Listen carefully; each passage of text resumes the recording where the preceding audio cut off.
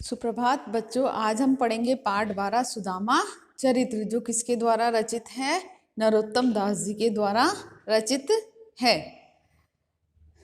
पहला पद्य। शीस पगा न झगा तन में, प्रभु जाने को आही बसे के ही ग्रामा। धोती फटी सी लटी दुपट्टी, अरु पाए उपान है को नहीं सामा।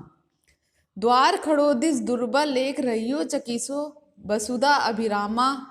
पूछत दीन दयाल को धाम, बतावत आपनो नाम सुदामा।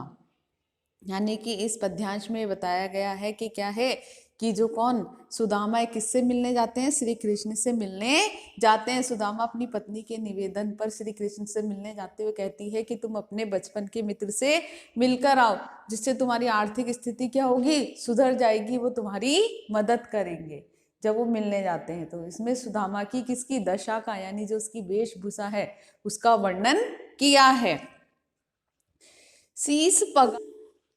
शीस पगाने झगा तन में, प्रभु जाने को आही बसे के ही ग्रामा। यानी श्री कृष्ण किससे, सुदामा जो है वो श्री कृष्ण से मिलने जाते हैं। शीस पगा यानी शीस यानी सिर, पगा यानी पगड़ी, झगा यानी एक ढीला ढाला वस्त्र, तन यानी शरीर, जाने को यानी न जाने कौन, आही मतलब आया, बसे मतलब यहाँ पर, ठीक है, ग्रामा मतलब गांव, बसे मतलब बसने वाला। तो कहता है कि जैसे ही सुदामा श्री कृष्ण से मिलने कहाँ जाते हैं? द्वारिका जाते हैं, उसके महल के वहाँ पहुँचते हैं तो उनको वहाँ जो महल का दरवाजा रहता है उस दरवाजे पर उनको एक द्वारपाल जो रहता है वो रोक लेता है और वो स्वयं श्री कृष्ण को उनका परिचय देने महल में जाता है। यानी सुदामा को कहाँ रोक लेता है? वो दरवाजे पर ही रोक लेता है और फिर द्वारपाल श्री कृष्ण के पास जाता है और वो सुदामा का उनको परिचय देता है। तो कहता है, श्री कृष्ण से कहने लगा, प्रभु यानी हे प्रभु, द्वार पर एक कौन आया है? ब्राह्मण आया है, जिसके सर पर ना पगड़ी है ना ही तन पर क्या है? शरीर पर वस्त्र है। न जाने को ही आयो बसे के ही आया ग्राम, न जाने किस गांव का रहने वाला है। धोती फटी, यानी उसकी धोती जो कपड़े हैं वो भी कैसे हैं? फटे हुए, और उस पे एक दुपट्टा सा लटक रहा है, वह भी मेला और गंदा सा है। अरु पाए उपाने, उपाने यानी जूते, पाए यानी पैर, और उसके पैर में क्या नहीं है? जूते भी नहीं है। द्वार खड़ो दिस दुर्बल, दिस यानी ब्राह्मण, दुर्बल यानी कमजोर, यानी द्वार पर, महल के द्वार पर एक कमजोर दुर्बल ब्राह्मण खड़ा है। रह्यो चकीसो वसुधा अभिरामा, और चकीसो मतलब आश्चर्यचकित होकर क्या कर रहा है? उस महल की ओर देख रहा है। पूछत दीन दयाल को नाम, और क्या पूछता है? कि वह दीनों पर दया करने वाले, दीन दयाल यानी दीनों पर दया करने वाले। पूछत दीन दयाल को धाम, पूछता है कि दीन दयाल का महल धाम कहाँ पर, यानी वो ये महल कहाँ पर है।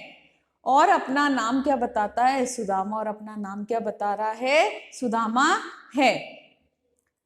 यानी कि क्या है कि जब सुदामा श्री कृष्ण से मिलने द्वारिका जाते तो रास्ते पर ही उनको द्वारपाल रोक लेता, और द्वारपाल स्वयं ही उनको अपना स्वयं द्वारपाल श्री कृष्ण के पास जाकर ही उसका परिचय देता है। कहता है कि हे प्रभु, द्वार पर एक दुर्बल सा ब्राह्मण आया जिसके सिर पर पगड़ी नहीं है, वस्त्र भी क्या है उसके फटे हुए से हैं, और पैरों में जूते भी नहीं हैं, और वह जो ब्राह्मण है बहुत कमजोर और दुर्बल सा लग रहा है, और इस महल की ओर आश्चर्यचकित होकर देख रहा है। और किसका? दीन दयाल को धाम पूछा, और अपना नाम क्या बता रहा है? सुदामा बता रहा है। ये था पहला पद्यांश। अब है दूसरा। ऐसे बेहाल भिवाइन सु पग कंटक जाल लगे पुनि जोए, हाय महादुख पायो सखा तुम आए इते ने किते दिन खोए। देखी सुदामा की दीन दशा, करुणा करिके करुणानिधि रोए। पानी परात को हाथ छुओ नाही, नैनन के जलसु पग धोए।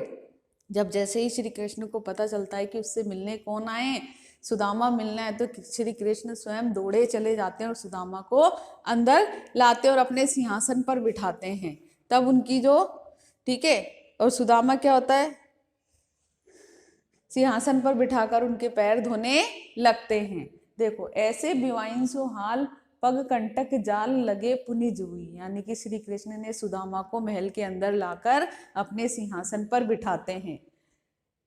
जब उनको पैर धोने के लिए, ठीक है ना, पैर धोने के लिए तैयार होते हैं, तो सुदामा की जब पैर धोने के लिए वो देखते हैं कि उनके पैर कैसे ऐसे बेहाल बिवाइंस हो, यानी उनकी जो एड़ियां हैं वो कैसी हो रही है, बहुत ही खराब हो रही, यानी फटी हुई सी एड़ियां हैं। पग कंटक जाल, जाल यानी बहुत सारे, और उनके पैरों में क्या चुभे हैं, बहुत सारे कांटे चुभे हुए हैं।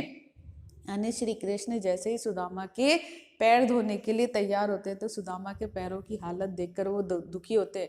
देखा है कि उनकी एड़ियां क्या है, फटी हुई, और पैरों में बहुत सारे कांटे चुभे हुए हैं। हाय महादुख पायो सखा, और ऐसी स्थिति देखकर श्री कृष्ण सुदामा से कहते हैं कि हे मित्र, तुमने इतना दुख क्यों पाया? तुम आए इतने कितने दिन खोए, यानी कि तुम क्या है, इतने दिन से यहाँ पर क्यों नहीं आए, और इतने दिनों तक तुम कहाँ पर रहे, यानी इतने दिनों से तुम यहाँ नहीं आए तो तुम कहाँ पर थे? देखी सुदामा की दीन दशा, यानी सुदामा की दीन दशा, सुदामा की जो हालत है, जो दशा देखकर करुणा करके, करुणा करी के मतलब कर कर, करुणा यानी दया करके, करुणा निधि किसके लिए आया? श्री कृष्ण के लिए आया। यानी सुदामा की ऐसी हालत देखकर कि उनकी एड़ियां क्या है, फटी हुई है, पैरों में बहुत सारे कांटे चुभे हुए हैं, ना सिर पर पगड़ी है, वस्त्र भी कैसे फटे पुराने से हैं, तो ऐसी हालत देखकर क्या होते हैं, करुणा निधि यानी श्री कृष्ण की आंखों में आंसू आ जाते हैं। पानी परात को हाथ छुओ नहीं, यानी उन्होंने सुदामा के पैर को धोने के लिए एक परात में क्या मंगाया था, पानी मंगाया था। पानी परात को हाथ छुओ नहीं, यानी जिस परात में पानी मंगाया था उसमें उन्होंने हाथ भी नहीं लगाया उस पानी में, यानी उसको छुआ भी नहीं।